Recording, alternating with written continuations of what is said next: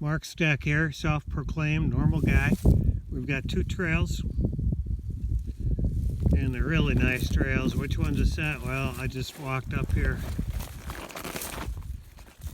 and set the one, and I want to show you my support system here.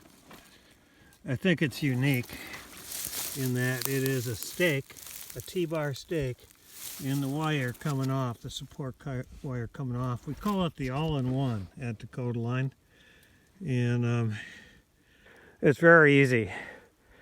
And you might wonder, well, does that stake sitting there affect the coyotes? I don't think it does at all. I mean, I've got probably 1,000 coyotes caught on using the all-in-one there. It's been out a few years now. And I designed it as a T-bar so you can twist it out of the ground easier. And unless the ground freezes, I normally can twist it out. Otherwise, I have a tool that jacks it up. These are good sets. And then over here, I've got a different system. And this we call the Pro Support. And you can see our snare here. And then on the side, that's just a support. I've anchored off to a tree.